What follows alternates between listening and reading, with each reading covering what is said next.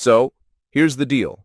You're ambitious. You have big dreams. Maybe you want to build a business, write a book, get in shape, or master a new skill. You know exactly what you should be doing, but for some reason, you just don't. Days turn into weeks, and before you know it, another year has passed with the same goals still sitting on your to-do list. Have you ever felt that way? Like you're capable of so much more, but something is holding you back? Maybe you call it laziness, procrastination, or lack of motivation. But here's the truth. Laziness isn't who you are. It's just a habit, and habits can change. Let me ask you this. Have you ever noticed how hard it is to start something new? Think about it. When was the last time you started a project, went to the gym, or even cleaned your room without hesitation? For most of us, the hardest part isn't finishing, it's starting. Why is that?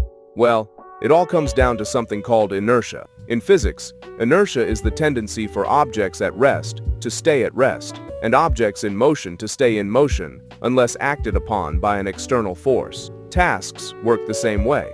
When you're sitting on the couch scrolling through your phone, you're in a state of rest. Getting up and doing something productive requires energy, an initial push. The problem is, we often make that initial push way too big. For example, if you tell yourself, "I'm going to write my entire book today," your brain freaks out. That's a massive goal, and the thought of it alone can paralyze you. Instead, shrink the task down to something so small it feels laughably easy. Want to write a book? Start by writing one sentence. Want to get fit? Do one push-up. Why does this work? Because small actions lower the resistance.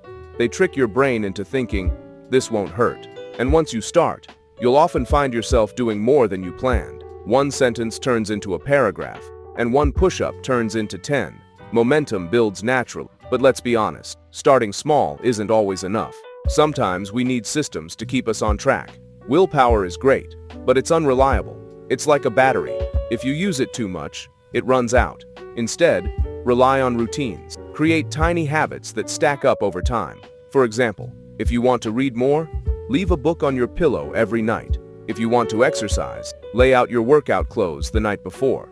These small cues make it easier to take action without relying on motivation. Think of routines as training wheels. They help you build consistency until the behavior becomes automatic.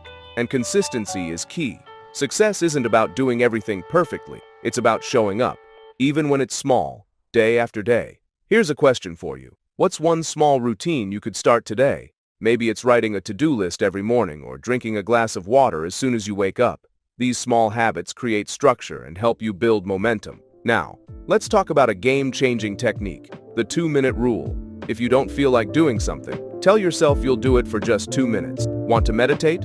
Sit down and close your eyes for 120 seconds. Want to clean your house? Pick up one item and put it away. Why does this work? Because starting is the hardest part. Once you begin, your brain shifts gears, and you'll often find yourself continuing. It's like pushing a ball downhill. The first push is hard, but once the ball starts rolling, it keeps going on its own. And here's a bonus tip. Reward yourself. After you've done your 2 minutes, or your one sentence, or your one push-up, celebrate. Play your favorite song, grab a snack, or take a quick break.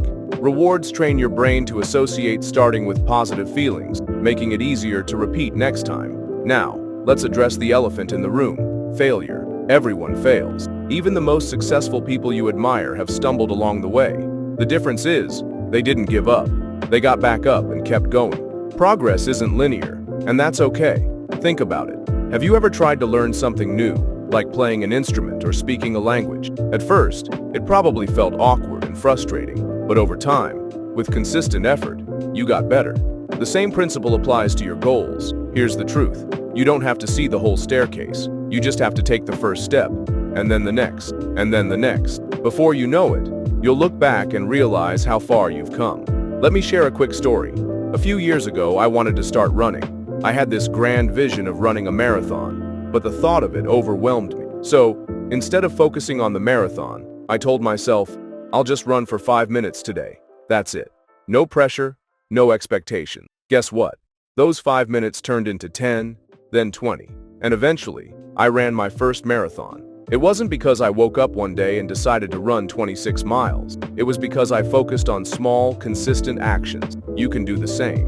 Whether it's writing a book, learning a skill, or building a business, focus on progress, not perfection. Celebrate every small win along the way. So, here's the plan.